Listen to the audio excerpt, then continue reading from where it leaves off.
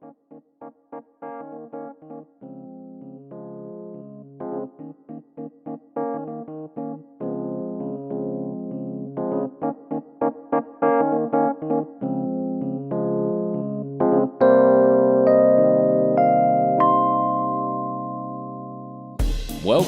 to the Talking the Line podcast, presented to you by Talking the Line Sports Media, giving you our best insights and analysis so you can rake in some cold hard cash on your next sports bet.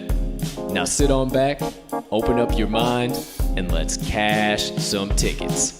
We can't thank you enough for joining us. We hope you enjoy.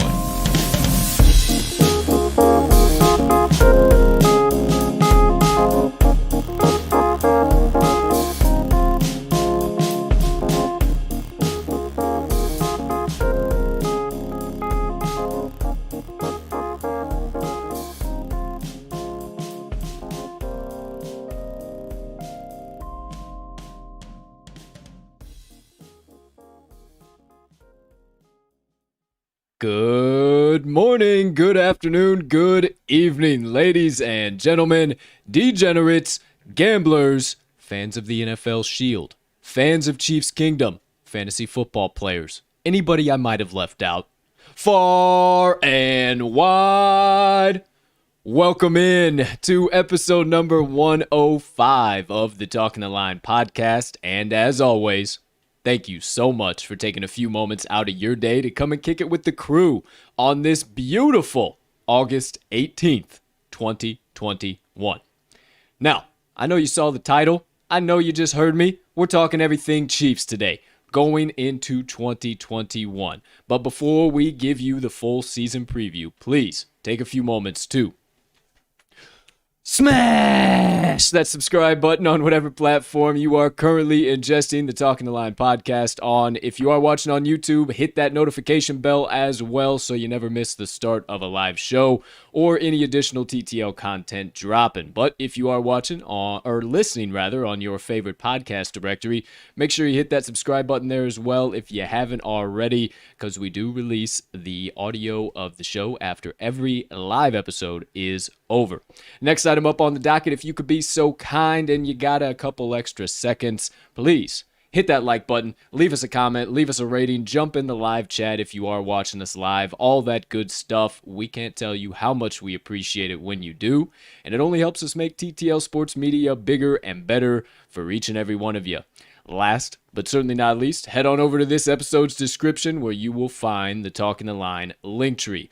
Within that link tree, you'll see talkingtheline.com, our website, where you'll find everything TTL, but you'll also see our additional content and our social platforms. So, that all being said, you can consume it however and whenever you please from one central location.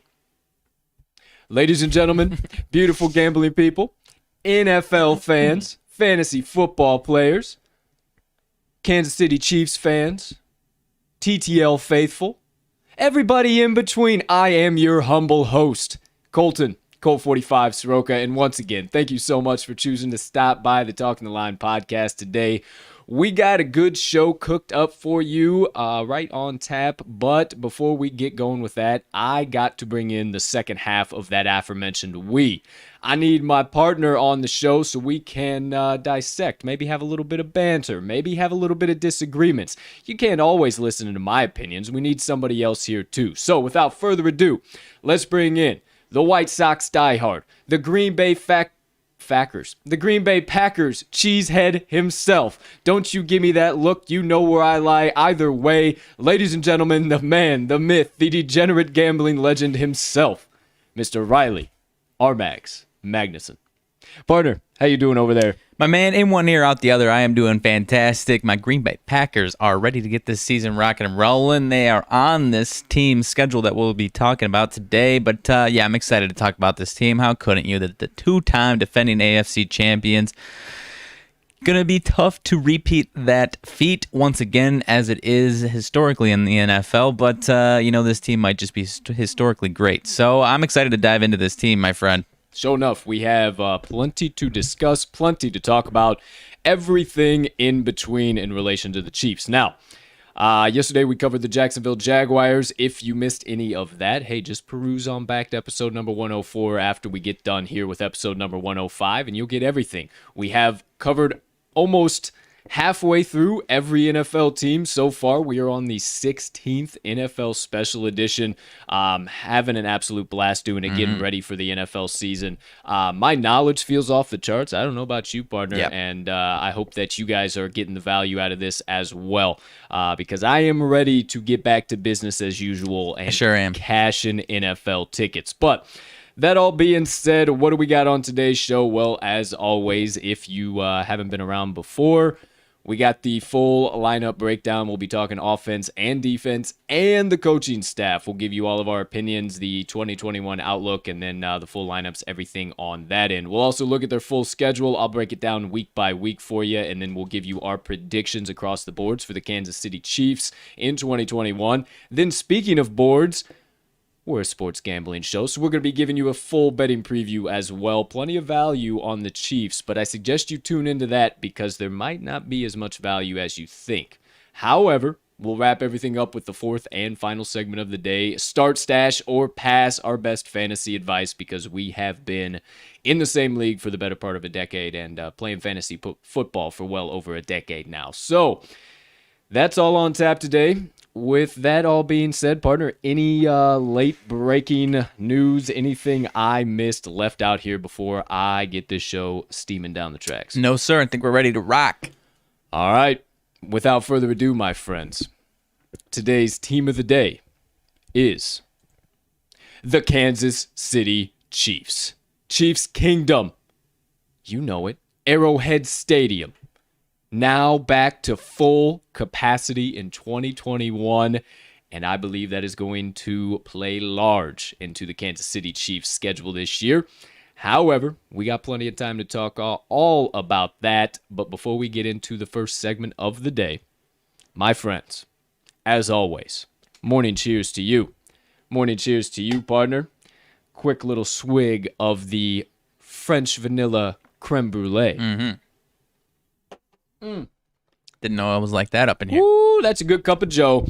All right, ladies and gentlemen, let's get with it. Strap in. We got a loaded show coming at you right now. First segment of the day, the entire team breakdown for those aforementioned Kansas City Chiefs. As always, starting things off on the offensive side of the ball, and I'll get things going here with the key offensive losses, then kick it over to my partner for the key additions.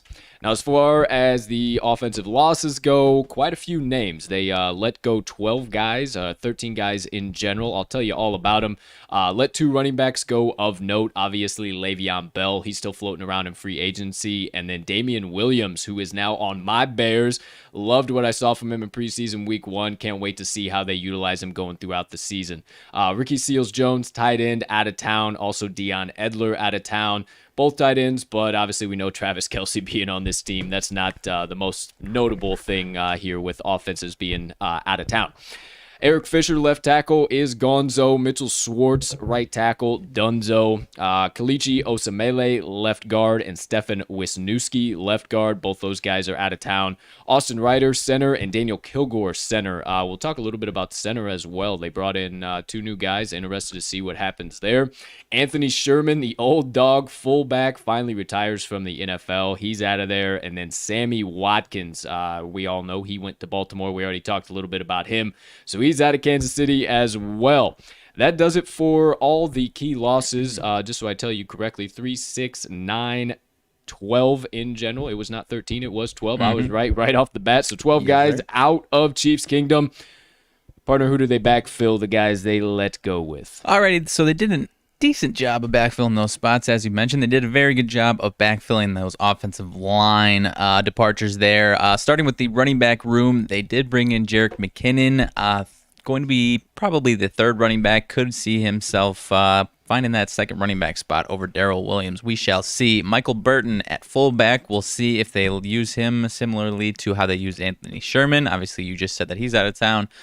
But a couple of the bigger ones, they brought in Joe Thuney, left guard, previously with the Patriots, and they brought in Orlando Brown, trade from the Ravens. Both of those guys are going to be major factors for this offensive line. Aside from that, they also bring in Blake Bell, tight end, going to be second or third tight end. Not a huge factor. He's been on 5 different teams, including Kansas City in 2019. Back then, he played 15 games, only had 8 catches, so not really a big factor in the pass catching side of things. There could be a nice blocker when he does see the field.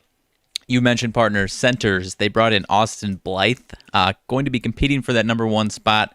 And he's going to be competing with, now moving into the draft picks here, their second-round pick, Creed Humphrey, center out of Oklahoma. As it stands right now, I was seeing some practice rumors from this past week that Humphrey is actually taking snaps with that first-team offense.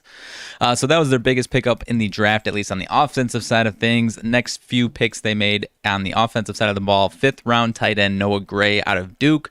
I mentioned Blake Bell could be competing for the second and third spot. He's going to be competing with Noah Gray for those second spots.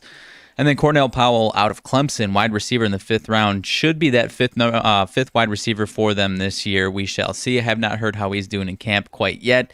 And then lastly, 6th-round offensive guard, they pick up Trey Smith out of Tennessee. Could be actually moving himself into the lineup if Kyle Long sees him extended time out of the rotation.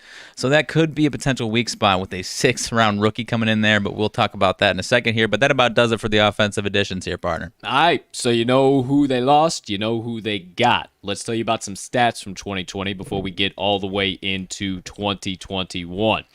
Now, as far as some key stats go, offensively, the Chiefs averaged 6.3 yards per play last year. They rushed the ball on 37.43% of their plays and passed on 62.57%. Across the board, obviously, Mahomes missed a few games with injury. They had a completion percentage of 66.49%. Third downs, they converted at a 48.02 clip. And in the red zone, they converted at a 58.90 clip. So actually, you would think third down and red zone might be a little bit higher from the Chiefs, and I do expect it to improve just a little bit. Obviously, the red zone being almost right at 60, you can't improve all too much, but I would beg to differ. I think you can improve a little bit upon that, and I think that is going to be one of the focuses of Andy Reid's offense here this year. But we'll talk about that here in just a second in the outlook. Let me tell you about the projected starters here. My partner mentioned it. Obviously, there's a little bit of competition going on throughout this offensive line, so it might change from what I tell you, but this is kind of looking like what it's going to be. Offensive line here, Orlando Brown Jr., left tackle. They picked him up out of Baltimore. That's absolutely huge for them on the left side. You mentioned him, Joe Thuney out of New England. Great pickup on the left side as well. Competition you mentioned between Austin Blythe and then the new guy coming in, Creed Humphrey. Those two guys are kind of running it out. Looks like Humphrey might edge him out for the starting job, but Blythe is also a very solid offensive lineman in himself. Kyle Long obviously injured, so not too certain who's going to take that position quite as of yet, but you also mentioned some of the guys taking those first-round reps. And then quite possibly Remmers as well on the right side, but that, again, is another position right now that is up kind of for debate. So right now, the right side of the line is kind of in a competition. The left side of the line, if you will, is pretty cemented in, and if you want to include the center and the right side of the line, that's kind of where it all is in competition now. Obviously, you have their tight end locked down for the foreseeable future. Travis Kelce, now beardless for the 2021 season. Very interesting. We'll see if that comes back or not. Patty Mahomes, quarterback. We all know that. It's Patrick. I'm sorry. I apologize. Patrick Mahomes, QB1, obviously Chad Henne backing him up once again. We have CEH, Clyde Edwards-Helaire, manning this backfield, getting the majority of the workload, but they did retain Darrell Williams, and you mentioned it, brought in Jerick McKinnon.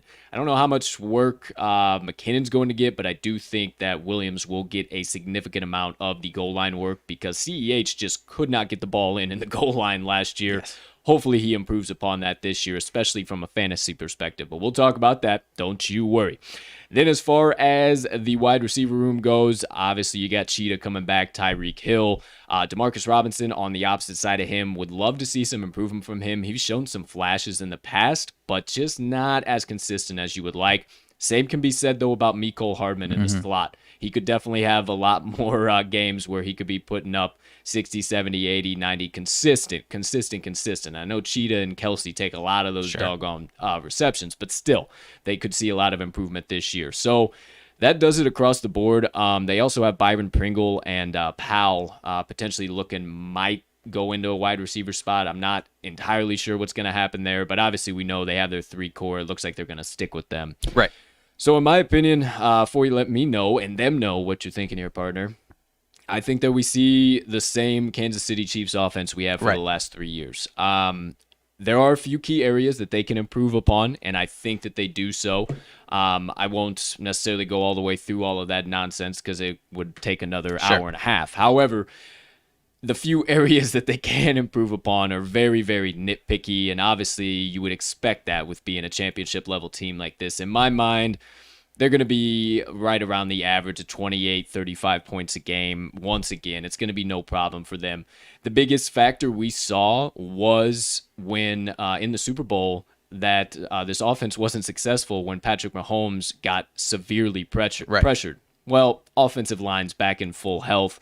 Obviously, we got a little bit of competition, so that's always good if there's competition. That means there's some solid guys on that offensive line, so I don't think they have to worry about that this year. Patty Mahomes gets plenty of drop-back opportunities, can do his 30-yard drop-back straight, run around 15 yards in either direction, and then find Cheetah down the middle for an 80-yard touchdown. So that's my opinion on the Kansas City offense this year. Partner, how you feeling in general for 2021? Yeah, I mean, I'm mostly right in line with you. There's really, like you kind of basically said it, we really don't have to waste time talking about Mahomes, Kelsey, Tyreek Hill. Those 3 guys are going to be the same 3 guys that we've seen and have seen dominate for the last few years, and a few of them for the last 5 to 6 years. So that's not going to change. But I mean, you mentioned it, that offensive line, they look healthy. The 2 guys that they brought in on the left side, they should be very, very solid. That's obviously for this offense the more important side of things.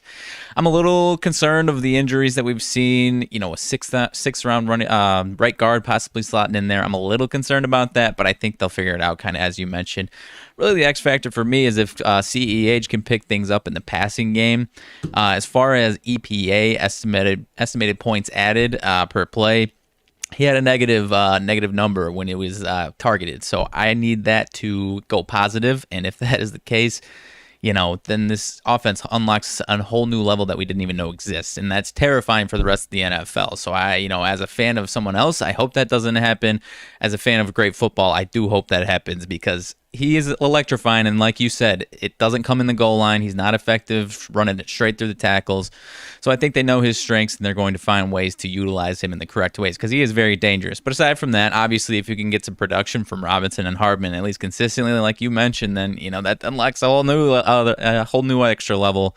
But I mean, for the most part, a lot of those guys are there to take the top off the defense and create these opportunities for the other guys. But you know, for the most part, like you said, it is going to be the same offense that we've seen for the last couple of years. It's just a matter of, injury health is really the biggest factor in my opinion here. Yeah, no question. I'm glad you mentioned the running back passing efficiency or pass game efficiency, rather, because that is one of the keys that they do need to improve upon this year. Actually, Warren Sharp wrote pretty heavily on that as something that he needs to see improve as well.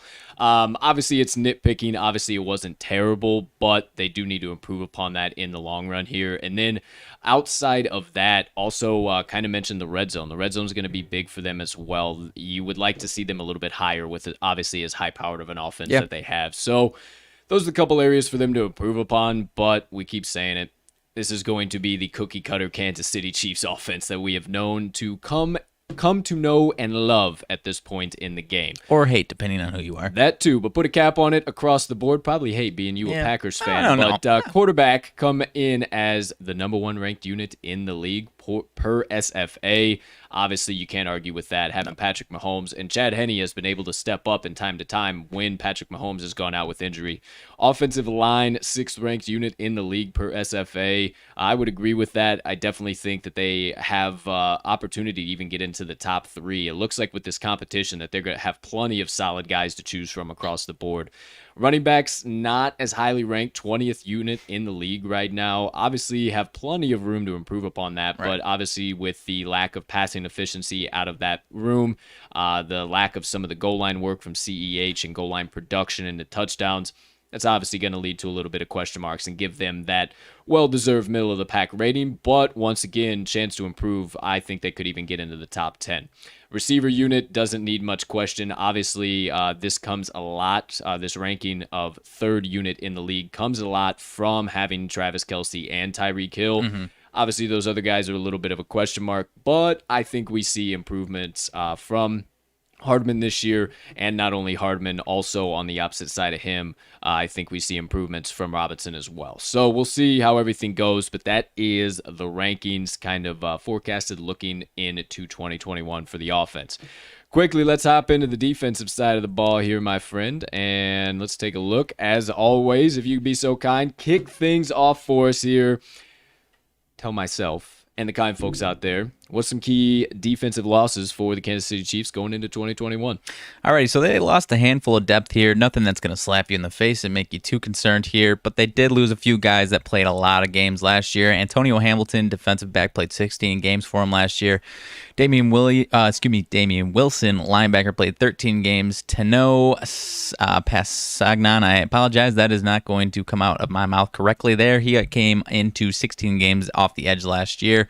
Alex Okafor off the edge played 11 games as well. Bashaud Breeland, cornerback, played 11 games. That's probably the bigger loss of this defense. Tano Pasagnan.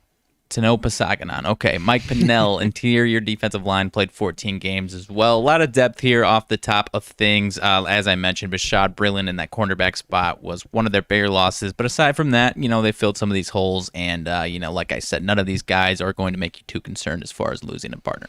No question about that. Obviously, they were a little bit more offensive heavy in the draft and in free agency. Correct. But they still did bring a few guys in defensively. They didn't lose all too many guys of importance, as you said. So Jaron Reed, interior defensive lineman, brought him in on a $5.5 million deal. Mike Hughes picked him up in a trade. It looks like they're going to slot him in immediately, no pun intended, at slot corner. And then also Will Parks, they brought him in safety, but he's in on under $1 million contract, so very little minimal cap hit and very low risk, high reward potential there with Will Parks. More of a depth add. Obviously, they have great safeties. We'll talk about them here in a minute. And then in the draft, they brought in Nick Bolton, linebacker out of Mizzou. I think he has potential to work into this depth chart, maybe top of the depth chart very early. He had a great career at Mizzou, and I think he has a great NFL career here with the Chiefs. Also, Josiah Kando, defensive end out of Florida State. Can't tell you all too much about him, but obviously more depth at the defensive line position never hurts. So there you go. 5 guys in general, either trade, free agency, or out of the draft on defense. Now, before we get into the 2021 outlook, tell you about the lineup and what we're thinking we see from them.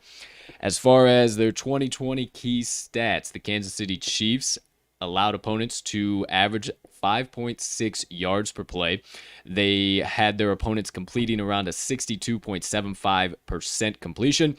On third down, they allowed opponents to convert at a 40.53 clip, and in the red zone, yikes, they allowed their opponents to score at a 72.88% clip. So, much like the offense needs to improve in the red zone, the defense needs to improve in the opposite way in the red zone. So that's a big thing here that we're going to need to see from them right off the bat. You're just seeing that from 2020 stats. Now, as far as the defense goes, starters are going to look kind of the same. It's going to look a little bit different across the board, but overall, you'll know a lot of these names. Mike Dana is going to be defensive end on the right side, left side, however you want to look at it. And then Frank Clark opposite of him. Then you have Chris Jones and Derek Nandi on the inside. Look like they're going to get the starts. Willie Gay and Anthony Hitchens look like they're going to back up, round out the front 7. Also told you that quite possibly Bolton could get a position here sooner rather than later in this team, or maybe give some much needed rest to Hitchens and Gay after they have some of their electric plays that we've come to know and love from this defense as well. Speaking of electric plays, staying in the deep backfield, and he's really not a safety. He's about every position you could want him to be, and that's Tyrann Mathieu, the Honey Badger. He's coming back once again. Thornhill opposite of him in the deep backfield. Then you have the defensive backs. this is one of the top defensive backs or defensive back units rather in the league, in my opinion. They have Snead, Hughes, and Ward all rounding up the top of the depth chart. They have a solid depth chart as well, so if anything happens, I'm not too worried all about that. I don't think they have crazy numbers as far as turnovers or production like that, but I do think they limit opposing offenses to very, very minimal yardage in my opinion. So that's what it looks like. Defensive side of the ball as kind of what the starters will be, obviously 2021. It sounds like across the board that Kansas City is really having a lot of competition just all over the field, sure. Whether it's defensive, offensive, what position it might be. So if you needed to be worried even more that the Kansas City Chiefs were going to be a freaking powerhouse again this year, well, you got your answer. They have plenty of depth, they're having plenty of competitions, and they have very few mistakes to correct. As far as defense, I don't think they have a whole lot of mistakes to correct. They have only continued to improve. We'll talk about him in a minute, but Steve Spagnuolo has made this defense look really, really good over the last 3 years.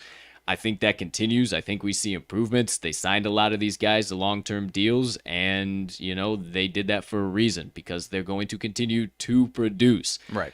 Not really much you can say about the defense either, because I think it's a lot of what we have seen once again over the last 3 years, and those areas that you might need to see improvements, you're going to see them here this year. And I will save any breath that I'm going to want back on my deathbed, because I think it's just going to be beating the same old drum. Yeah, I really can't add too much here, my man. I mean, kind of like you said earlier, this team, it's not going to be a top 5 defense that's going to be the reason they win all these games, but it's going to do enough to put this offense in a position to win a lot of games like they had the last few years, and like they really have in the entire Andy Reid tenure here, whether it's Mahomes or not. And that's going to be a lot of what we see this year. I don't love this entire defense on paper, just some of these names, but when you put them all together and, kind of what I said, they just do whatever they need to do to put this team in position to win games and put Patrick Mahomes in position, whether it's him to close out those games or be down by a score with the last 5 minutes to go down and win them a game. So like I said, I can't add too much more to that. Chris Jones is an absolute monster. And, I've always been a massive Honey Badger fan. So, he could be in for a huge year this year. He's been obviously a game wrecker his entire career. But, this might be the year that he's in the Defensive Player of the Year, right at the very end type of conversation, as opposed to just middle of the year and fades a little bit because someone else has a monster finish. He could be right there at the end of it this year. Wow, that's off the lofty from what we've seen from old Chris Jones the last few years. I was actually kind of flipping through some of the Defensive Player of the Year, and I didn't even see him through the few. Oh, no, I was talking about Matthew. Honey Badger. Oh, Tyrann Mathieu. Yeah. I heard you say no, Chris Jones. No, Chris Jones is a monster, but then I went into Matthew. Sorry. Yeah, it's okay. All right, so Tyrann Mathieu. Now, that could definitely be a possibility this year, most certainly. Interested in that, but we'll talk maybe about that as well in the betting preview. To wrap up the defense, the key rankings courtesy of SFA one final time. Front 7 comes ranked in as the 18th unit in the league, and the secondary, the 15th ranked unit in the league. I believe both of those have plenty of opportunity to improve. I just think it's a little bit tentative from what we've seen in the past. They got to improve in some key areas, and like Mags said, he's not all too super high on some of these key players, so there's some guys who are definitely going to have to step up and alleviate those question marks in order for them to improve upon those rankings. Last but certainly not least, wrapping up the entire team breakdown, let's talk quickly, just give you the coaching staff. It's going to be the same coaching staff. There's really not much we need to say about these guys because we know what we're getting at this point. Andy Reid coming in for year 9 in Kansas City. Doesn't seem like it's been that long, but no, holy smokes, he already's been there 9 years. You got Eric Bieniemy coming back, joining him for his 4th season, and then also Steve Spagnuolo. He is coming back for his 4th season. I apologize. He's entering his 3rd season. I apologize. So he's entering his 3rd season there. I hate when you updated the agenda. I always put the number of where they're at, and then I always say it forward. That's why I said that wrong. So there you go. There you have it. You know what you're getting from Andy Reid, Bieniemy, and Spagnuolo. I mentioned to you off the show, I really thought that Bieniemy was going to get a head coaching job this year. I was kind of envisioning him going to the Jets, but obviously they picked up Bob Saleh. Obviously he stayed at home in Arrowhead, and that's where we're going to see him for at least 2021. So great coaching staff. Not really much else I need to say about them. Correct. Outside of that, my friends, that puts a wrap on the full team breakdown. Offense, defense, and the coaching staff. You know them all. You know all of our thoughts, what we're getting. Let's get into the second segment of the day, the entire schedule breakdown, weeks 1 through 18 now. Hope you haven't forgot. We got 18 weeks now, 17 full games. Well, let's get right into it. First things first, I will break it down week by week for you guys, and we'll dive into our predictions from the division, the main 8 non-division games, and the 3 outside. So week 1, man, I've talked about this a lot so far, and I hate to say my opinions might be changing here. Week 1, they are in Arrowhead welcoming in the Brownies. We'll talk about that a little bit, but I think the Brownies got a little bit better shot than I originally anticipated. Then they go into Baltimore, play the Ravens in week 2, got the Chargers in Arrowhead week 3. Then they go back on the road to Philly, then come back to Arrowhead in week 5 against Buffalo. 2 back-to-back games on the road in week 6 and 7 against the football team and the Titans. Then they got 2 back-to-back games at home in week 8 and 9 against the Giants and Packers. Then they got the Raiders in Las Vegas in week 10 and week 11. They come back home for the Cowboys. So they're home away, home away, home away to start. And then week 12 is their bye. Come out of the bye, started at home in Arrowhead against the Broncos. Week 14, they welcome in the Raiders this time to Arrowhead. Then they go to SoFi Stadium, play the Chargers in week 15, play the Steelers in Arrowhead in week 16. Then week 17, they go to the Cincinnati Bengals. Don't know offhand what their stadium is called. I should know that. And then the Broncos, they go to Mile High to finish out their season in week 18. So that might be, in my mind, first thing that pops out of my head before we dive into the predictions. Chiefs might all have the division but wrapped up in that point in time in week 18, and Broncos a little sneaky in Mile High. So a little something for you to think about there. But let's get right into it. Talking about division opponents, why don't we just start things off? Our predictions for the Kansas City Chiefs 2021 record. Starting things off with the AFC West division. In my mind, it is going to be incredibly hard for them not to go perfect once again, or somewhat close to that. When it comes to the Raiders, in my mind right now, I'm going to say they go 2-0. The Chargers, I believe that they split with the Chargers. I believe they get the early season one and then go on the road in week 15. That's a Thursday night football game. That could be a wild, wild Thursday night football game. So I'll say they'll split with the Chargers. And then the Broncos, I'm a little worried about the Broncos. Obviously, we saw them have a huge, huge start to their preseason defensively and offensively. So maybe not as much, but I don't think the Broncos can get it done against Patrick Mahomes. I almost said Patty again. Patrick Mahomes. So I'll say 2-0 there again. So give me 5-1 for the Kansas City Chiefs in the AFC West. Okay. I also am right there with you on a split with the Chargers. Last year, I mean, the Chargers, they beat him in week 17 without Patrick Mahomes.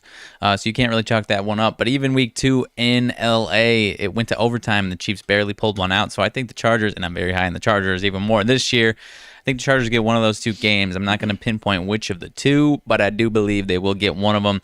As far as the Raiders, man, I think I'm right there with you on them getting both games, but this Raiders team, at least offensively, had some type of recipe for this Chiefs team. Beat them once, took them. They lost 35. The Chiefs beat them 35-31 the second time. So, you know, I want to say the Chiefs get both games again this year, or not again because they split last year. But I'm honestly leaning towards a split, and that doesn't mean I'm high on the Raiders or anything. I just think they might have the right offensive recipe to beat with them.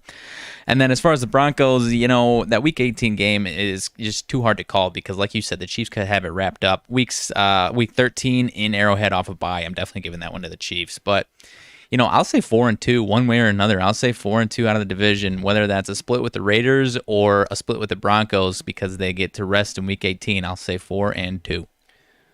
All right, 4-2 from you, 5-1 from me. So that's the AFC West. Now, I do lean a little 4-2, maybe potential split, but I would definitely go 5-1, more in that ballpark. I just think I don't know. The more I think about it now, they could possibly flub something up week 18. They're looking past that, and then that could push them to 4-2. So there's our thoughts. Let's keep it moving. Man, oh man, that's interesting. It's tough. AFC North, they have obviously everybody played there for the first division out of their main division out of the West. So I say they get the win over the Bengals, no problem. Mm-hmm. I think they get the win over the Steelers, no problem. And I've been beating the drums that the Brownies are not going to be able to get that week 1 lick back, and I think they do. I think they do. I know that game is played in Arrowhead, but I think they do.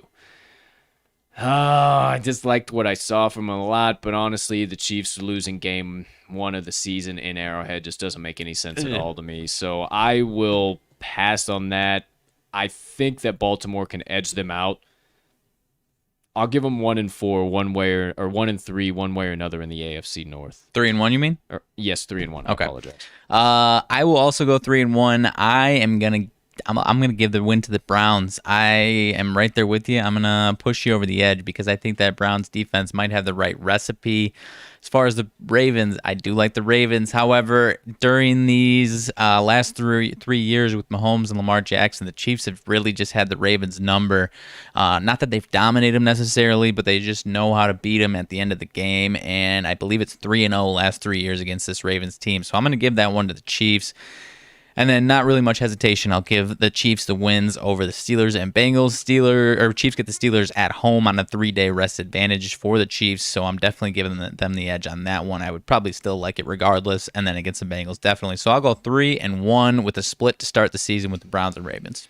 All right. Well, it's honestly interesting that you slid on over to the Brownies with me as well. Good thing we didn't say defense under. is what I honestly kind of told you what I was thinking there as well. So one way or another, either the Ravens or the Browns, I don't know, but they're definitely going to be 3-1. We'll talk about it here shortly in the betting preview. But week 2, they're a pick'em against Baltimore, and they're favored by 6.5 points against Cleveland. So you be the judge. Moving right along, NFC Beast, East, Least, or Eesh. Not sure what the hell we're going to see this year, but I do not believe that the Giants will touch the Chiefs. I do not believe that the Eagles will touch the Chiefs. So there you go, 2-0 right off the bat. The football team is an interesting defensive matchup to me. Now, I think they have plenty of success, but that game is played in Washington off of a Sunday night football game. So could potentially even be looking past that game to play the Titans in Tennessee once again. I'm not too certain, but that one leaves a little bit of a question mark in my mind, but I'll give them the win nonetheless. And then also the Cowboys kind of leave a little bit of a question mark. Okay. I know the defense might be questionable, but man, that game could very well end 38-35, one flip of the coin. And I think that's, if Dak stays healthy, I think that's going to be the story of the entire Cowboys offense this year. So one way or another, they either lose to the boys or lose to the football team. Once again, I'll go 3-1 in the NFC East. I think we're right in line, man. I want to say 4-0, but kind of like you said, Washington's defense, I am a huge, huge supporter of them this year. Yeah. I want to edge it to the Chiefs, but then again, I'm echoing almost exactly what you're saying, so I won't even dive into it. The Giants game in Arrowhead on Monday night is going to just be an absolute massacre on live television, so I feel bad for Giants fans in Week 8 there. That's not even fair. No, it's not. And then in Week 4, going into Philly, I think they smoked the Eagles too. So I will say 3-1, one way or another, right with you. Either either the football team or the Cowboys get that win. Almost slipped up there. I see what you almost did there. That being said, 3 remain: the Bills, the Titans, and the Packers. The Bills is the hardest game for them. Well, it's actually right in line with Baltimore. The hardest games on their schedule.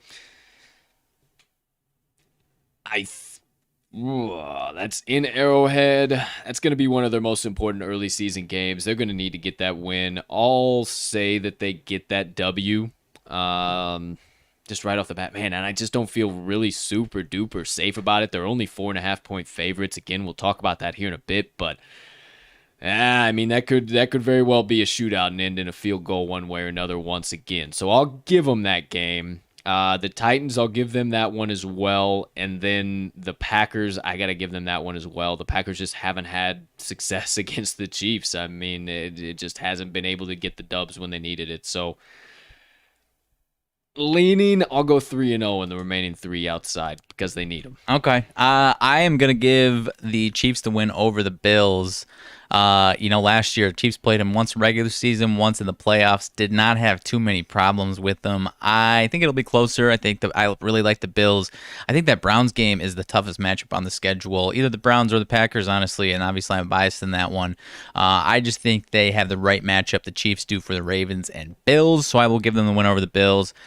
I will also give them the win over Tennessee. I think the Chiefs have the right. I think it's a bad defensive matchup. For the Titans. The Packers and Chiefs haven't played too much lately, so I'm not. 2 years ago, it was without Mahomes and the Packers won, so it's tough to draw any conclusions on that one. It's impossible for me to stay unbiased on that game. It is just absolutely impossible. But since there's 3 very tough games, I will say 2-1 one way or another, whether it's the Bills, Titans, or Pack. But I'm leaning on it being the Pack, obviously, and I'm unbiased on that one. For sure. I probably could have taken those words right out of your mouth. I thought off the top of my head that the Chiefs and Packers had played more recently than that. Not too much, no. All right, for sure. Well, then never mind my statement there. Maybe a little bit more of a shootout. The old dog. I think it's going to be a game and a half. That's what I think so, too. And I have no feelings whatsoever. I actually have shitty feelings for the Packers. Screw them and everything they're about coming into 2021 for my Bears in the NFC North. But my unbiased NFL analyst hat, I think that's going to be a shootout and a half. So might edge it to 2-1 for me, but I'm going to stick 3-0. If you're with me, you're at 14-3. If you're with Mags, started off in the AFC West, you are at 13-4. So either way, that creates a little bit of a dilemma for us because we'll talk about it shortly in the betting preview. The win total right now is set at 12.5 wins. So I think I've mapped out 5 losses. Sorry, you mapped out 5 losses. What did 2, what'd you go? 4-2, 3-1, 3-1, 2-1. Oh, you went 2-1. I apologize. Yep. So it's 12-5. Any opportunity you get, gotta get me corrected. Appreciate it. 12-5. All right. So either way, then that puts you in even more of a dilemma if you are with Mags because the win total is at 12.5. So we'll talk about that win total here in just a minute in the betting preview. We obviously have plenty to discuss, and I'm honestly not in love with my 14-3 prediction, to tell you the truth, either. So let's keep it rocking and rolling, put a cap on top of the schedule breakdown here. Last but certainly not least, courtesy of the guys over at SFA, the rest and prep inequalities. Now, the Chiefs, as if they needed any type of advantage whatsoever, they got it in this department. They only play 2 opponents that have over a week to prepare for them and play 4 opponents that have less than a week to prepare for them. So Yahtzee in that department. Only play 1 time where they have a rest disadvantage and play 5 times where they have a rest advantage. Yahtzee once again, and they only play 1 short week road game and only play 1 game off of a road Sunday night or Monday night football. So not terrible there. That's probably their worst inequality, but across the board, it looks very simple from as far as being prepared or having a rest advantage, rest disadvantage. They look to be in good shape, and like I said, as if they needed 1 more advantage, the Chiefs got it in that department once again. So there you go. There you have it. Everything in our opinions. Just to put a cap on it, compared to 2020, going to be a much easier schedule across the board, as if last year was even hard at all. The NFC South was a lot better.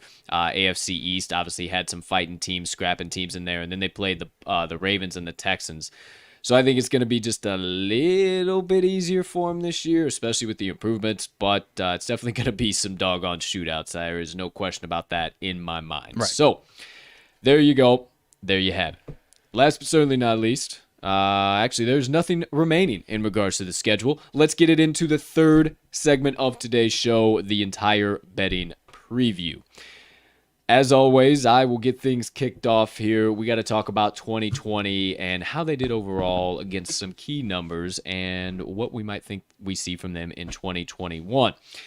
Overall, the Kansas City Chiefs against the spread, against the number in 2020, They were 6-10 ATS and 14-2 straight up. So a little bit of something for you to think about there. Before I get into that, they were favored by an average line of 7.5. Them not covering those lines got a little bit less respect from the books. They are now only favored by 6.4 points in 2021. However, they are favored in 16 out of their 17 games, and then the one pick'em in week 2 against Baltimore. Now back to that 2020 ATS record. Once again, 6-10 ATS and 14-12 straight up. So had some problems covering those big spreads, and they were in a lot of shootouts. And per us, what we're thinking, they're in a lot of shootouts once again. As a favorite, they were 5-9 ATS, and as a dog, they were 1-1 ATS. At home in Arrowhead, 3-5 ATS, but 6-2 straight up. As a home favorite, 3-4, and as a home pooch, 0-1. On the road, they were also 3-5 against the number, but 8-0 straight up. 2-5 as a road favorite, and 1-0 as a road dog. So overall, not very good against the number, and we'll talk about it here in the weekly lines portion, but I also think that this could be the same story here in 2021. I think there's going to be a lot of shootouts in the books. Can't price the games at 3-4. They just can't do it. Everybody and their dogs would be taking the Chiefs at that point. So they do it for a reason, and the Chiefs probably have a very successful year, but as far as against the number goes, I'm not too certain that they have that much success in 2021, but we'll talk about it. Yeah, it's going to be interesting. If I'm remembering correctly and looking at their schedule, I think the end of their season, second half, is when they really fell off a cliff as far as ATS. I believe they started off like 5-2 or 6-2 or something like that, because their last 8 games, whether they won 7 of 8 of them, but even those 7 wins were all by 1 score or even 1.2 points. So not disagreeing with that that's going to be the same, because I think it could be. But it was just an interesting story last year when that offensive line went down. They started having those closer games. They lost week 17. Obviously, it was without Mahomes. But I think we're going to see a lot of the same. But there still might be some spots where they might blow some of these teams out. I would have to agree with you, and just to put some backing behind your words there, I had them right in front of me. They went 6-2 ATS in their first 8 games, closed out the season going 2-9 ATS their last 11, including playoffs as well. So definitely some validity to that. Obviously, the injuries played a lot of factor into them covering those numbers, but still think they're going to be in some shootouts, and some of those bigger numbers might be hard for them to cover once again. As far as game totals from 2020 go, they had an average line of 51.6, and wouldn't you know it, coming into 2021, they once again have an average line of 51.6. So if that tells you anything, kind of to back up what I'm saying, I think it's going to be some more shootouts, high-scoring affairs once again this year. As far as their over-under record, however, though, not much you can draw from it. The Chiefs were 7-7-2 over-under on the 2020 season, 4-3-1 to the over at home, 4-3-1, or I'm sorry. Let me restart. 4-3-1 to the under at home, and 4-3-1 to the over on the road. As a favorite, this does include playoffs. They were 9-8 to the under, and as a dog, they were 1-1 straight up over under. So across the board, nothing you can really draw out of that, nothing you can really say, and it's going to come down once again this year who that opponent is. Mm-hmm. Is that opponent going to be able to score enough against them to push that total way over, be those 30-30 games, or is it going to be a 40-0 Chiefs blowout? Right. It's really going to depend, and it's going to be a very precise spot if you're going to want to play game totals once again here for the Chiefs in 2021. That all being said, you love a teaser, I love a teaser, he loves a teaser. We all wake up on Sunday mornings looking who we can add to a teaser, and I tell you what, the Kansas City Chiefs might just continue to be one of those teams.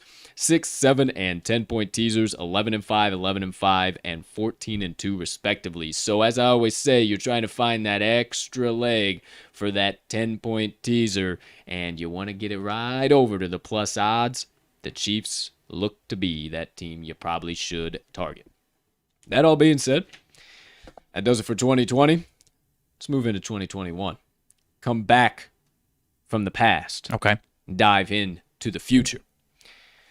2021 is looking pretty similar across the board from a weekly line standpoint. Let me dish those out for you guys once again, and then I'll tell you some key numbers as I go through that are jumping out for you, and then we'll just keep rocking and rolling. So I already told you they're favored by 6.5 points in Arrowhead week 1 against the Browns. It is a pick'em in week 2 in Baltimore against the Ravens.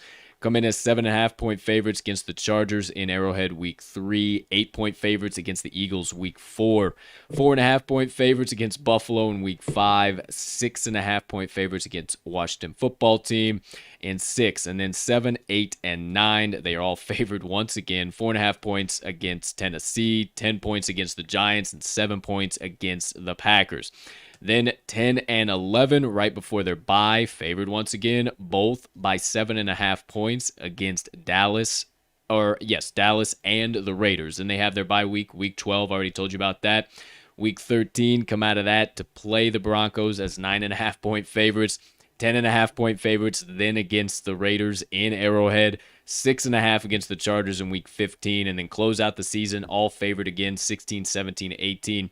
8.5 points against the Steelers, 7.5 against the Bengals, and 3 against the Broncos.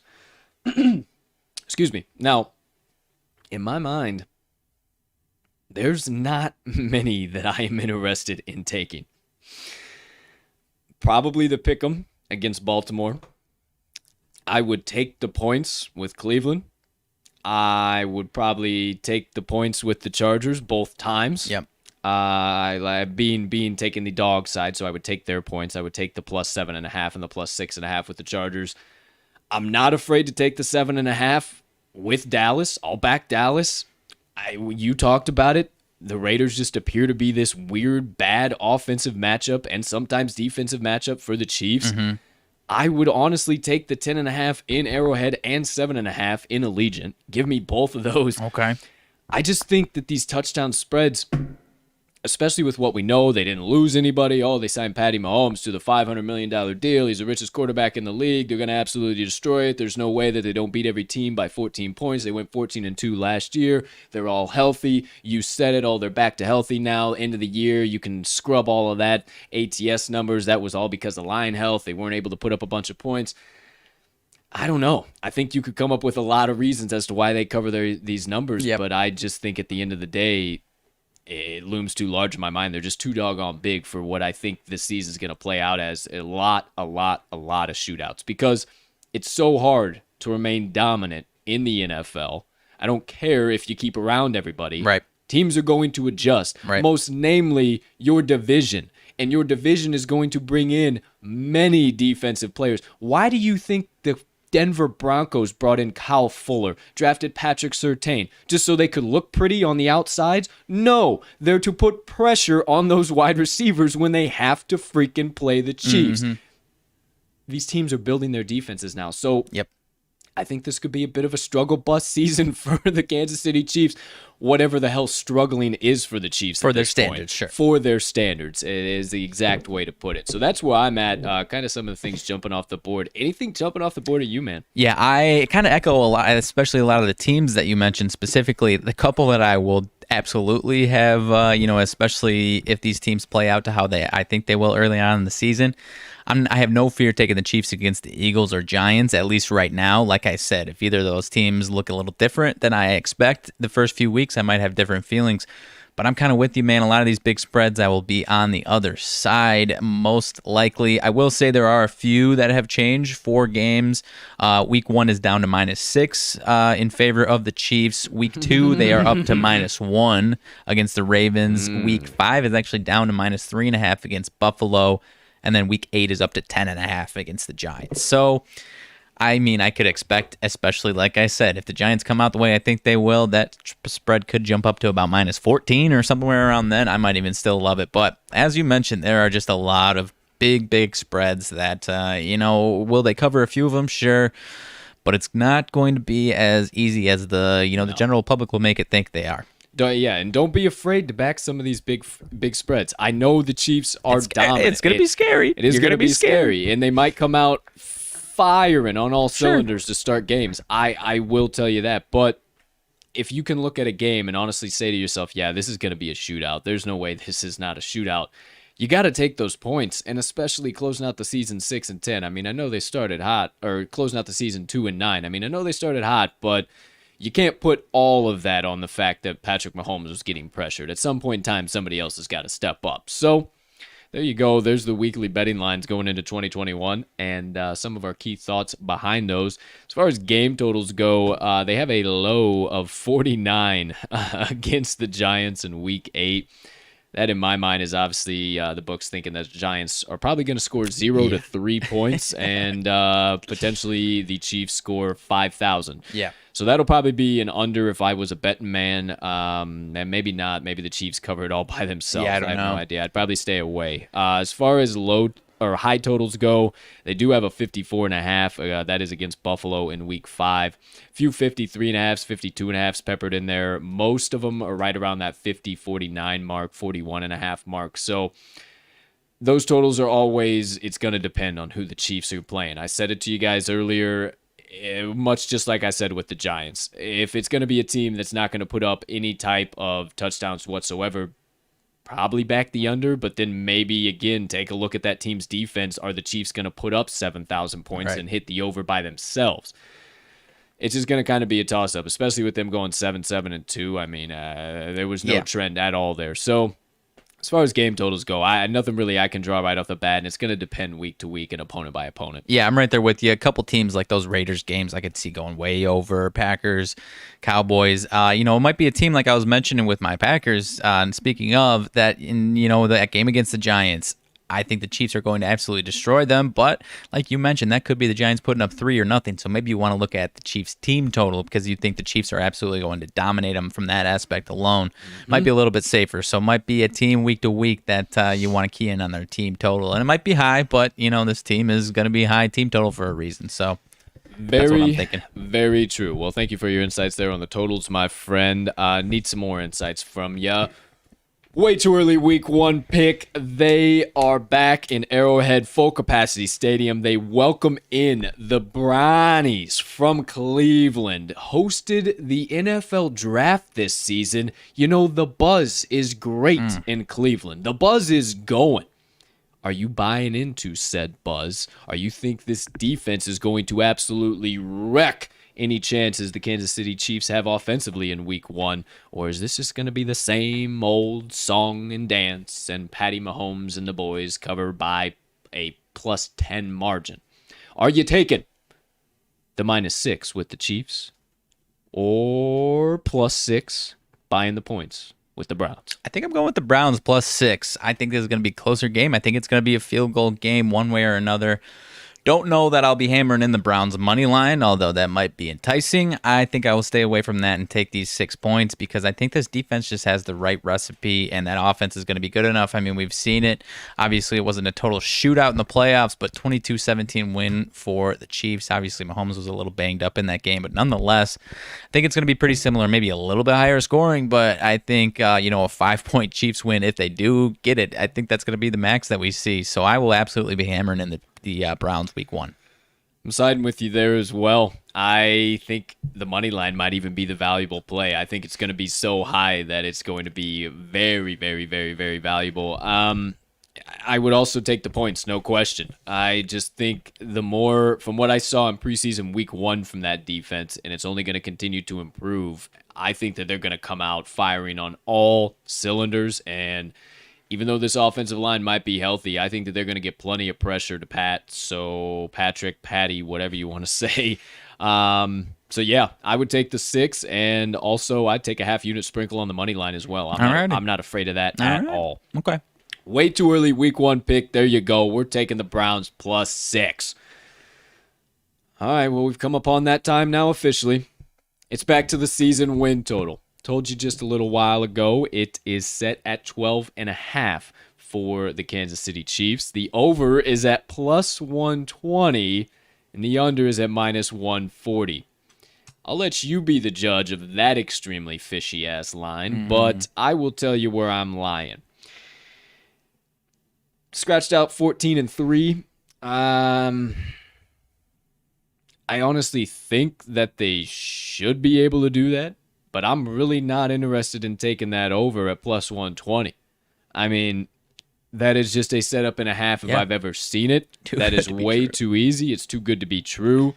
But I'm also not overly confident in taking an under at minus 140. I mean, granted, it could end right at 12, but I'm not very interested in that either. So this is one I'm going to pass on completely because I think the books are, number one, have this set perfectly, and number two, are setting these lines as a complete trap. They know something we don't, and I'm going to stay back from the Chiefs 12.5 season win total. Yeah, I'm echoing a lot of what you're saying. And this, honestly, this pricing is kind of what enticed me to kind of be nitpicky on their schedule and map out 12 wins for them because, yeah, like you said, it is too easy, too good to be true. And, if the books really thought the Chiefs were going to cover that, they would not put it at plus 120. And as you mentioned, you aren't hammering in minus 140. I don't know anyone in their right mind that would go out of their way, especially the two-time defending AFC champion, to hammer in the minus 140. If this was concluding tomorrow, I would hammer it in, but I've got no interest in waiting 4 or 5 months to get a payout with fractions coming in on what my investment is. So 100%. as you said, I am staying away, even though this fishy line screams hammer it in. There's just, the value still isn't there. So fuck you to the books. You got us. And if for those of you who hammered this over already, I'm rooting for you. I really am. But that's kind of, like I said, it's why I was nitpicky on their schedule and mapped out those 5 losses. Yeah. That being all said, both of us were staying away from it in general. So I think I got to stay away from any alternate line value as well. Sure. It's just way too close to call. You can go through and look through those. I'm not going to waste time going through them because it does not even bear mentioning.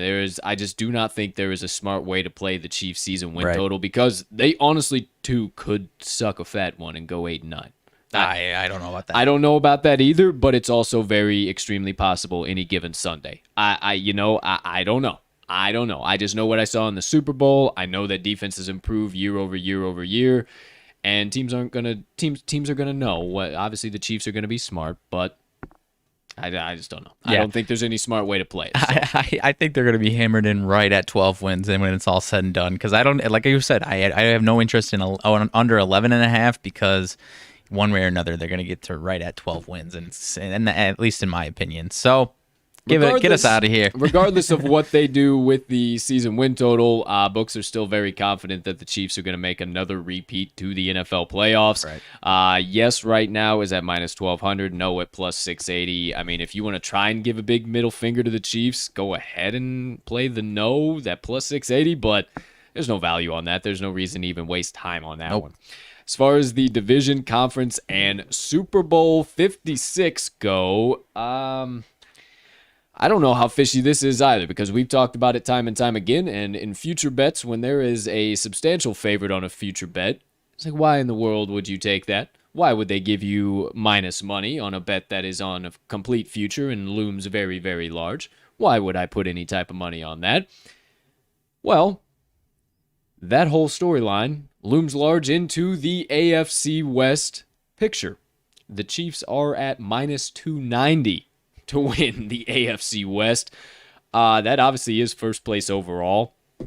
I'm not making a play on that. No. There's obviously no value on that. Obviously, I think it's priced accurately, but something could happen, and I never like taking favorites, those big of favorites at least on a future bet. Yeah, even if I was supremely confident, I'm not taking minus 290 on a favorite. I've mentioned it all throughout these season previews. Both of us are pretty high in the Chargers. I'm not saying the Chargers snag them for the division, but it's at least a possibility. And yeah, there's just no damn value, even if you're supremely confident in this one. Yes, sir. And to put a cap on that, as far as conference, Super Bowl, and division, conference for the AFC, they are plus 250. That is first right now. Obviously, I hate taking future bets that are first, but they got a solid chance to make it back to the Super Bowl once again. And Super Bowl 56, they're first as well, plus 500. If ever there was a time for them to get it done, it's now while Mahomes is on the last year of his rookie deal. So they got to get it done now or never. Accurately priced, they should, but once again, I don't like taking number one overall future bet, so I'm going to stay away from this one as well. Yeah, for what you said, that would be the only reason that might make me consider hammering these in. This being that this is their window is going to be open for obviously Mahomes' whole career, but this might be the biggest that their window will be open. But at plus 250 and all these other really good teams in the AFC, I just don't like that pricing. I think it's adequately priced. I mean, you can hammer in the Chiefs for either of these bets and feel pretty damn confident that you're going to win that bet. But at the end of the day, I would want that to go a little bit higher just because there's so many doggone good teams that can knock them off on, you know what, like you said, on any given Sunday, especially in January. So get me out of these two as well. So how about some side bets? Patrick Mahomes is at number 1 overall to win the MVP in 2021 at plus 500 odds, right behind, or right in front of, rather, your man, Aaron Rodgers. I like Aaron Rodgers to repeat more than I do Patrick Mahomes to have a MVP season. I think it's going to be a great season, but I don't think he's going to be the MVP of the league. That being said, there also is a very valuable play that I think you can target on Patrick Mahomes, and that might be the most passing touchdowns. He's been there, if not right there, every single year he's been in the league so far. It's at plus 310. So I think, man, that might be the most valuable one. I would have to say I'm staying away from the MVP, but I would definitely have a little sprinkle on the most passing touchdowns from Mahomes. Yeah, if I had to take one, that might be the one that I'm most interested in. As far as MVP, I could absolutely see Patrick Mahomes being the guy. But again, plus 500 for a future like that with guys like Rodgers, Dak coming back, we laid out his path. Josh Allen could be in for a nice boost in his own right. So I'm going to stay away from that one as well. I'm going to stay away from the most pass touchdowns, but I do kind of like it. Kind of how we mapped out with Dak Prescott. If he's healthy, there's just so many bad passing defenses that he's facing. So I could really see him being the one that stands on top there. But I do like it at plus 310. I could see him having north of 50 once again. So if he does cash that bet for us, he's going to need a few guys in his supporting cast to have quite a few of those touchdowns. So most receiving touchdowns this season, Travis Kelce is first overall at plus 850, and fifth overall is Tyreek Hill at plus 950. I think Kelce is a little bit too obvious, but definitely maybe worth a sprinkle. And then Hill, I think he gets the bulk of the touchdowns, the bulk of the workload from Patrick Mahomes this year. So he would be my choice out of those two. I know you didn't really look into that one, partner. You have any way you would side one way or the other? If I had to side, I would probably side with Kelce. I didn't write that one down because I already mentioned with the Packers one, I have already hammered in Davante Adams to be the one most receiving touchdowns. I believe he, at the time we were recording, maybe it's changed, he was tied for first at plus 850 with Kelce. Both of these guys certainly have value. I just personally think Davante Adams is going to be standing on top of this board for this one. I got you. Well, there you go. There you have it. Already told us something you've hammered in the old bet slip. Yes, sir. One final one. Patrick Mahomes passing yards this year. I'm kind of indifferent on this one. It's set right at 5,001.5 yard. He could go over. I think it stays under. I think he's around a 4,700 yard, 4,800 yard season, but I'm not willing to put any type of money whatsoever on that with Mahomes passing yards. I do like his touchdowns a lot better, though. Okay. I was on the fence on this one. I wrote it down because it was right at 5,000. Sparks an interesting conversation. He was right around 4,700 last year. Second place behind Deshaun Watson. Like I said with Dak Prescott, I think he's going to be in that conversation.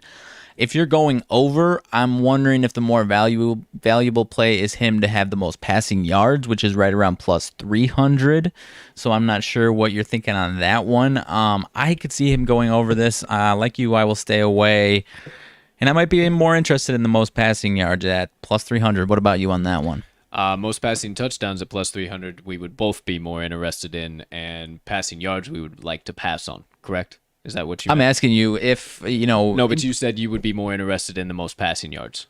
But you'd be interested as opposed to the over-under if I was. I got you. Yeah. Okay. I don't think, regardless any of that, I don't think Mahomes is going to touch the most passing yards. I really don't think that's the value play. I really think the passing touchdowns would be the value play, if anything. But I don't know. I'm not the biggest fan of all across the boards, especially, all right, this is going to be the fourth year we're seeing this now, and okay, it should just be cookies and everything. Yeah. So I, just being favorites and, trends. I don't love any of them enough. No, I don't either. I'm going to stay away from all of them in general, but my favorite out of the lot would be Patrick Mahomes, most passing touchdowns at plus 310. I think I agree with you.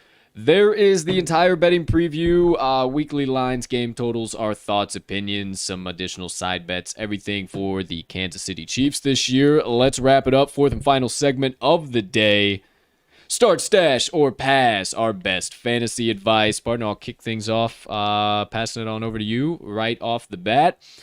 Quarterback position, quarterback room, Patrick Mahomes and Chad Henne. Are you going in your draft to get your hands on them? And if you do get your hands on them in your draft, are you starting, stashing, or passing on them altogether? Yeah, I'll have to start Patrick Mahomes. This guy's got a lot of potential. No, in all seriousness, typically not falls into my draft strategy, as I've mentioned, these top 5 quarterbacks. But obviously, if I had my hands on him, I'm absolutely starting him. He was number 4 quarterback last year. Don't see any way, if he's healthy, that he doesn't finish in the top 5, if not higher. So give me all that action. No handcuffing with Chad Henne as well. I agree with you on both of those. I would pass on Henne, and then as far as Mahomes goes, I do not believe that I'll be able to get him on my team. I don't want to say he'll be overdrafted, but he will most likely be one of the first quarterbacks off the board. Correct. So I'm not entirely certain where he goes, but I don't think I'm going to get my hands on him. By chance I do. He's definitely QB1 starter material, no question.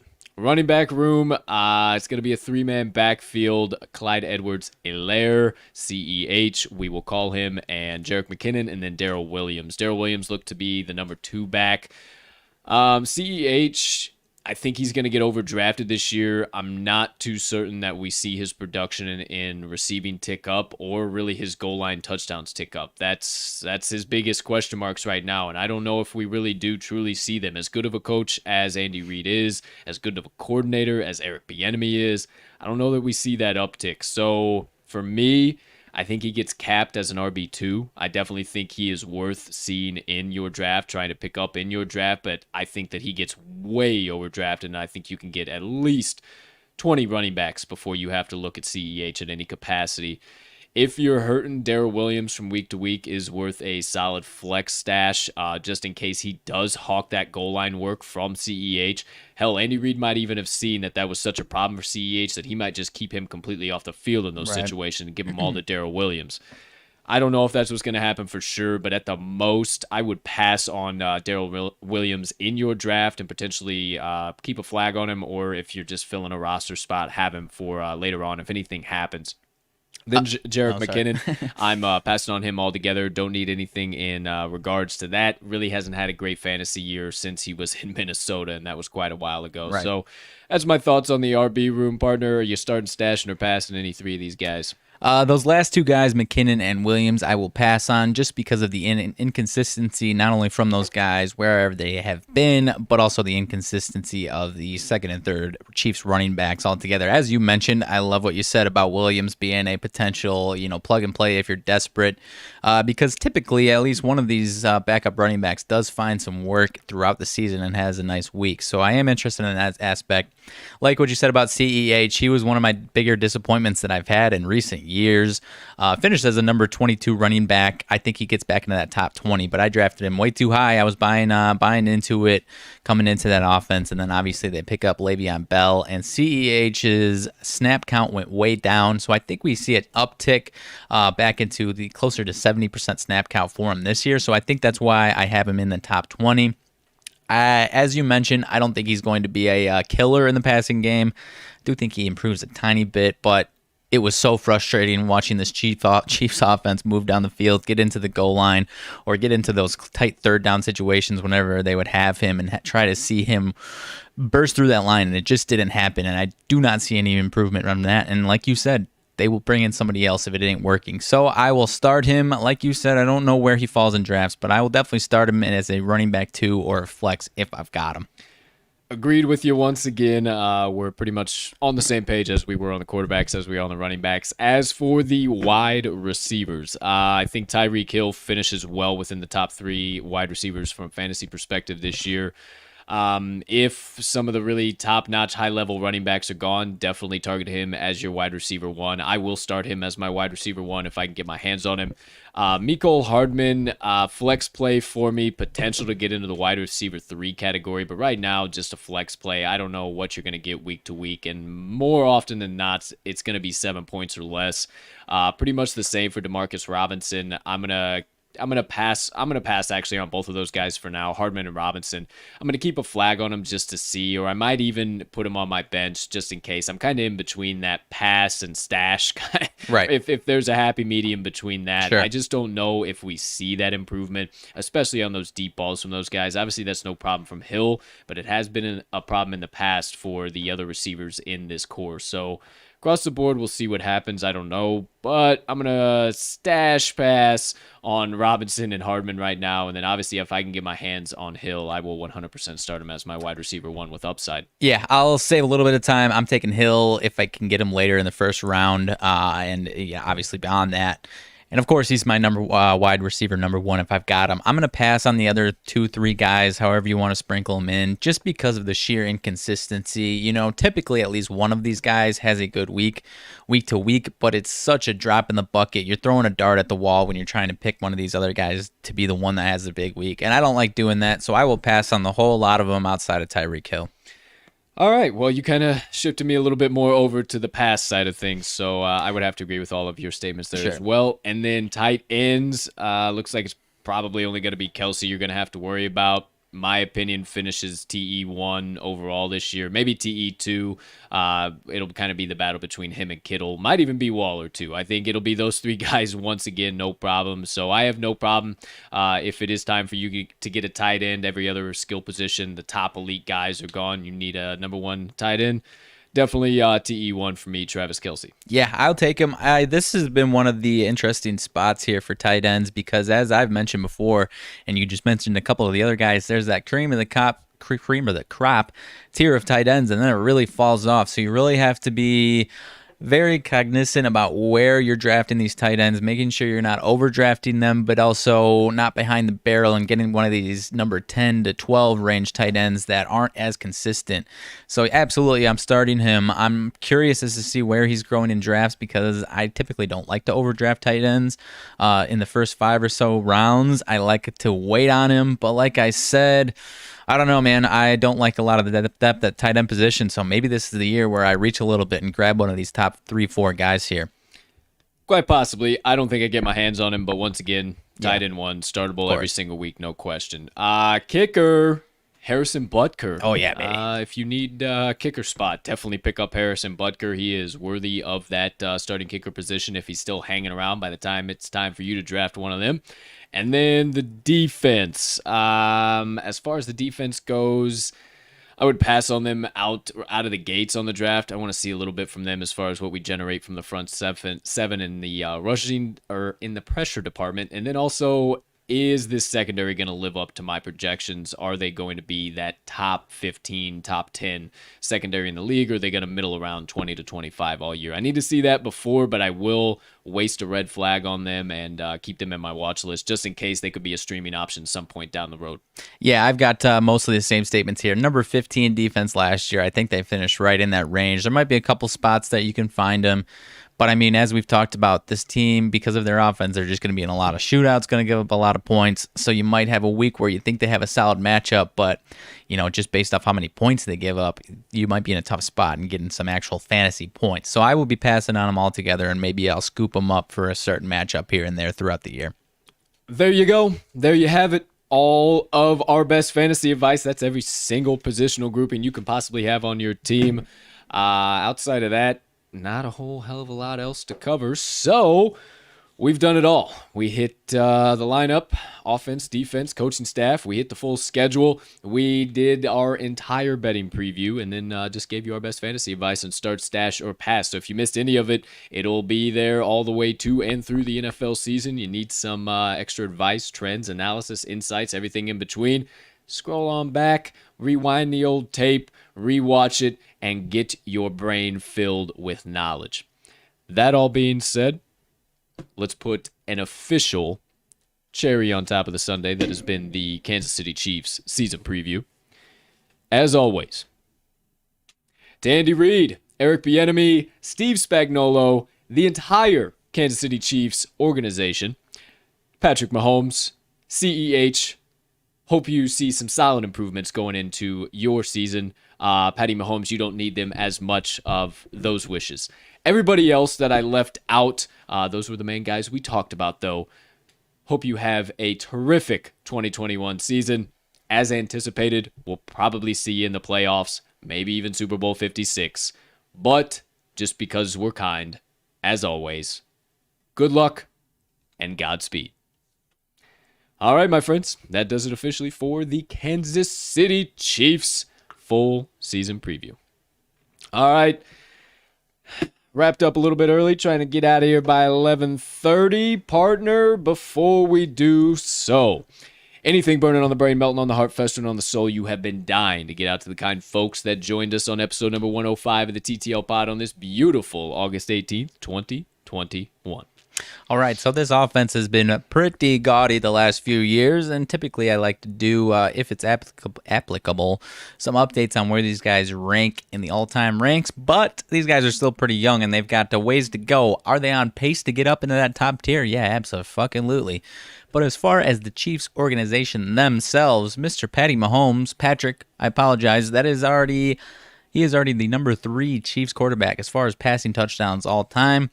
Probably going to be number 2 within the first couple of weeks, and then he's still got a few more years to go. Only 237 touchdowns to be number 1, so not a huge number there compared to some other franchises in the league, so he will be there in no time. Travis Kelce, second in Chiefs history in yards behind Mr. Tony Gonzalez, and he actually ain't that far away from passing over one of the all-time greats.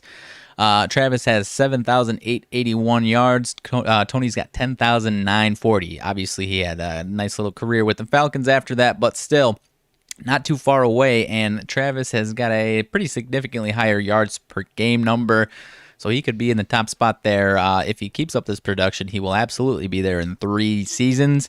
And if he's got a couple monster seasons in him, he could pass him up in 2.5 here. So nice little update there, but some legends in past that these guys could be passing up in no time, partner. Well, you heard it here first. Little did you know the current Chiefs lineup is quickly entering themselves into the GOAT conversation. And the greatest of all time, not only across the NFL, but most certainly in the Chiefs kingdom. Oh, yeah. Both Travis Kelce, well, not both, Travis Kelce at second all-time on the list, and Patty Mahomes third at all-time in his list, respectively. So, looking forward to 2021, seeing if those boys can make a little bit of a move on some of those numbers. But as always, partner, thank you very much for your sidebar. All of that being said, couple of quick reminders. Make sure you stop by this episode's description if you haven't already. Hit that Linktree link you see down there. You'll see the Talking the Line website, all of our social platforms, and additional content, so you can get access to that whenever you want. All one central location. We make it super easy for you. Outside of that, we're still cashing tickets. MLB tickets are making it to the window left, right, and center. You want to get our best bets of the day, you can get them on the Action Network app. You can find mine at cash_with_Colt. Riley's is at RMags in all caps. Once we get back to business as usual, the Talking the Line best bets are at Talking the Line. Obviously, I know, very hard to remember there. We're also working with another app that I've been test driving here recently. I have been really enjoying that, so we'll be bringing that to you very soon. It's going to be one way not only for you guys to track our plays, but also other ways for you guys to bet, communicate with us, different things like that. So can't wait to roll that out to you guys, partnering with an absolutely electrifying company. So can't wait to tell you about that. And then also make sure you stop by talkingtheline.com. The Today's Best Bets tab. You're able to bet right on your favorite sportsbook from our website. So you can check out all of our best bets, click on the team's icon, and it'll take you right to the page, and it'll show you every one of your favorite sportsbooks, and you pick which one that you typically use. Super easy. Check out all of our picks there. We're still cashing tickets. I went 6-3-1 yesterday, partner. You went 2-2. Either way, hey, not bad going break even. So across the board, we're doing pretty solid. Outside of that, quick little peruse here. No other updates, announcements. We'll have some new updates for you here soon in regards to the new show, but nothing quite as of yet. Looks like my partner might have got his eyes on some breaking news. Just some small baseball updates. If you saw the injury or the line drive that Chris Bassett took off the face last night, turns out he's got just some minor injuries. Could have been much, much worse, so prayers up for him. But going to undergo surgery, cheek fracture, no damage to his vision or no other head injuries. So I would say that's about best case scenario considering what we saw on the field last night. Most definitely. And if you missed it, serious T's and P's to Chris Bassett, but put it out on our Twitter page. So even more reason for you to follow us on Twitter. We're always into the latest and greatest in the sports world and sports gambling world. So make sure you follow us there. That way you never miss out on any important stuff like that again. But let's get into the final closing portion of the day. You guys give us your hard-earned time, your effort, your energy, your support. You share that with us, so it's only right that I pay that back to you guys with my motivation minutes. Short one for you today, my friends. Kind of something for you to think about, something for you to do, something to reflect on. Not a whole lot that I gotta say because it's kind of blunt and straight to the point. Stop taking life so seriously. Your problems are not that important, and not everybody needs to know about them. I know that might hurt somebody's feelings right off the bat, but we all have problems. We all go through them. You don't have to put them all out on social media and share them with every single person you come in contact for that day. Sometimes you might have to internalize some things and work on them yourself. But that's besides the point. Stop taking life so seriously. Stop worrying about everybody else's problems. Stop worrying about how everybody else's issues might impact your life when they're not. Stop playing the tape forward as to how somebody's problems could get into your life or how you could fix somebody else's problems. They're not your problems. Leave them alone. Stop taking life so seriously. And my challenge to you today, in correlation with stopping taking life so seriously, is to find areas that you can apply that in your life. Where are you going just a little bit over the top? Where are you so invested in, but in the scope of the world, it really doesn't matter that much? Where do you spend so much of your time? Do you jump on social media first thing in the morning and you got to get loaded in with all the negativity and news and everything possibly that you can so you can spew that back out on everybody else? And it's such a serious problem we have going on. Are you that person, or do you spread the positivity? Do you spread the light? Are you the beacon in the darkness that we find ourselves in from time to time? I challenge you guys to just stop taking life so seriously. Wear it like a loose garment. Let it flow on you. Let it just happen. Stop trying to force yourself into situations and force this life to work out the way you want it to, because it's never going to. It's always going to work out how it wants to. And you just have to roll with the punches. And another thing I wanted to challenge you guys to do today, and will quite possibly help you stop taking life so seriously, stop worrying about everybody else's issues, stop worrying about putting your issues on everybody else, and realize how small you are in this world. Take a minute to bask in the sheer magnitude of our planet. We live on a floating rock in the middle of nothing. We live in a floating rock in the middle of nothing. Your problems are not that important. My problems are not that important. The fact that our Earth stays in enough balance to not get randomly sucked into some other stratosphere and we're all deleted off the face of the Earth like that every single day is a miracle in and of itself. Stuff is so in balance on our planet that if it is off by a 0.0001 decimal, we're all dead. That's no joke.